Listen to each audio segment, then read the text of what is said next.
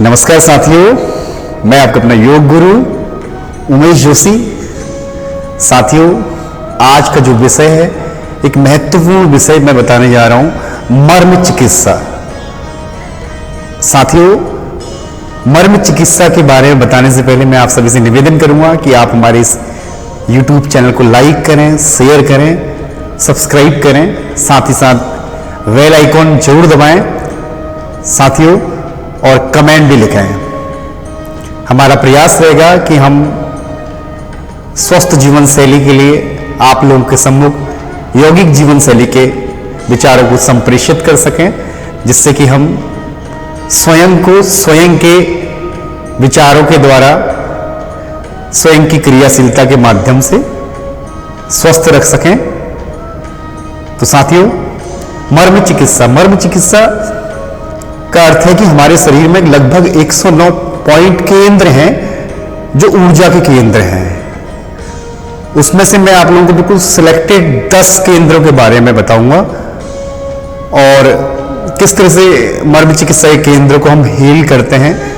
तो सबसे पहले जो मैं केंद्र बताने जा रहा हूं, ध्यान से आप लोग सुनिएगा, देखिएगा, और मैं आपको बताऊंगा कि किस तरह से हम लोग इसमें करते हैं। तो आप लोग इसमें भस्त्रिका प्राणायाम को जोड़ सकते हैं, जिस समय आप इन क्रियाओं को करेंगे। तो सबसे पहले जो मैं केंद्र मर्म चिकित्सा का बता रहा हूं, जो महत्वपूर्ण केंद्र 10 केंद्रों पर मैं चर्चा करूंगा। तो सबसे पहले सहस्रार चक्र, हमारे सिर की जो शिखा, जहां पर हम शिखा रखते हैं वहां पर यह विद्यमान है। तो इसमें हम लोग धीरे धीरे क्या करते हैं, हल्के हल्के प्रेशर देना है, घुमाना है, बिल्कुल इस तरह से। आप क्लॉकवाइज भी और एंटी क्लॉकवाइज भी घुमा सकते हैं, और इसमें आप भस्त्रिका की क्रिया को कर सकते हैं इसको करते समय, क्योंकि प्राणायाम भी हो जाएगा, क्लीनिंग भी हो जाएगी। तो इसमें आप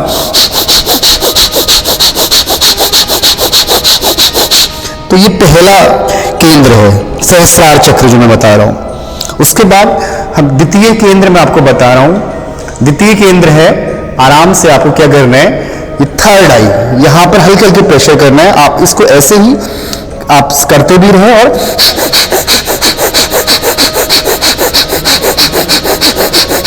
इसमें आप भस्त्रिका के प्राणायाम कर सकते हैं। एक बार पुनः बता रहा हूं, जो सेकंड केंद्र है वो थर्ड आई है साथियों। अब जो तीसरा केंद्र मैं आपको बता रहा हूं मर्म चिकित्सा का, तो वो चाक्षुष केंद्र है। आंखों के यहाँ पर आपने देखा होगा थोड़ा सा एक चुभन सी होती है, टच होता है। तो यहाँ पर आपको धीरे धीरे प्रेशर करना है, इस तरह से उंगलियों को हल्के हल्के आगे पीछे मूवमेंट देनी है, और सेम वैसे ही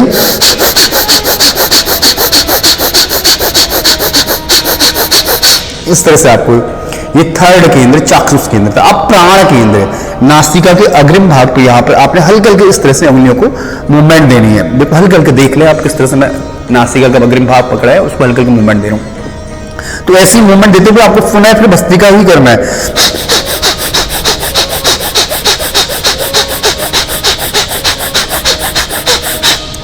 ये चौथा केंद्र था। पांचवा कौन सा है, अप्रमाद केंद्र। आपको कान के पीछे, यहां पर आप कान के पीछे की ओर यहां पर हल्के हल्के आपको इस तरह से दबाना है।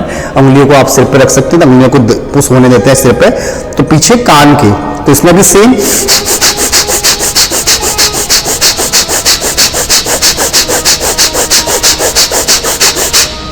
मुस्कुराते हुए बिल्कुल।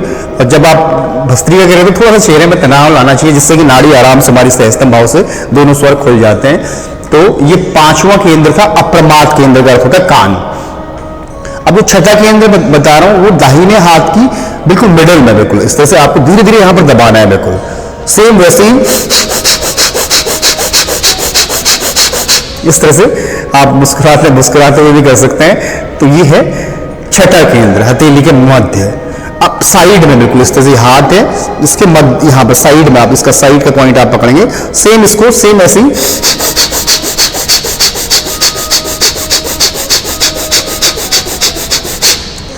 ठीक है। और ये था सातवां। अब आठवां क्या है, सेम अपोजिट हैंड में ऐसे ही मिडल।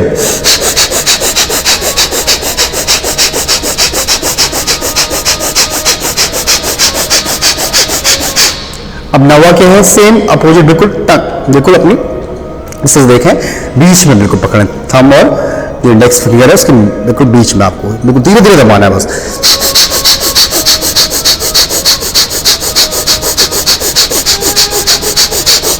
अब जो आखिरी पॉइंट मैं आपको बता रहा हूं, नेवल, हमारी नाभि है, नाभि के पास में, नाभि के मिडिल में आप अंगुली इस तरह से डाल दिए बीच में, और इसको आप क्लॉकवाइज और एंटी क्लॉकवाइज की क्रिया में कर सकते हैं। और सेम